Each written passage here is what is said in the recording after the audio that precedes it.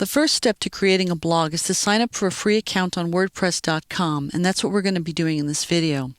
If you already have a WordPress.com account, you can skip this lesson, or you might want to watch it just to review what you've done. So you start off by going to the WordPress.com homepage. Just type in WordPress.com in your address bar, and that'll take you to the WordPress.com homepage. If you don't already have a WordPress.com account, or if you're not signed into a WordPress.com account, you should see a big giant Sign Up Now button. And that's what you want to click here. So we're going to click that.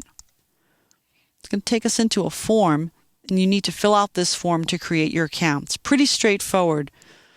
The first thing it wants to know is your username.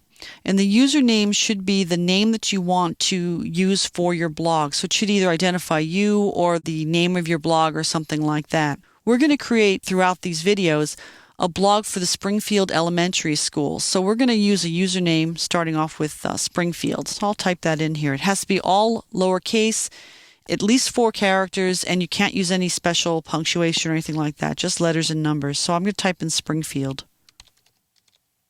Okay, and for a password, down below where it says too short there, it's telling you the strength of your password. So you want to try to create a password that's got letters and numbers, and that'll make it a little bit more secure.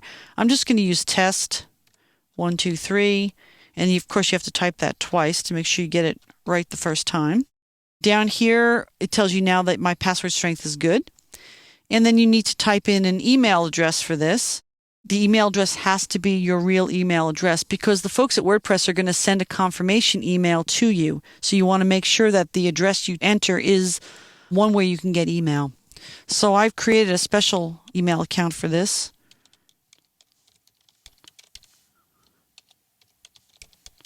And I'll type that in. I'm going to scroll down now. You need to turn on this checkbox in order to proceed.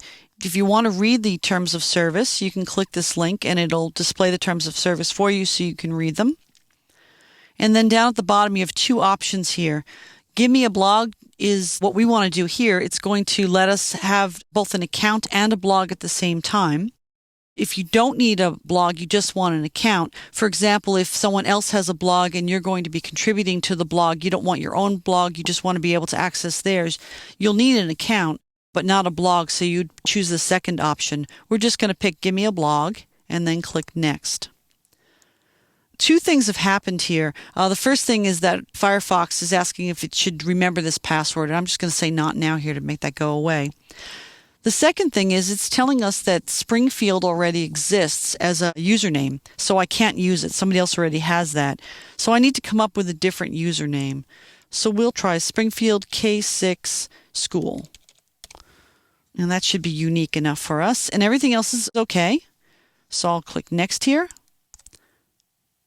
And that brings us on to the next screen. What it's showing us here is that our blog domain, which is the address that people would use to actually access our blog, is going to be springfieldk6school.wordpress.com.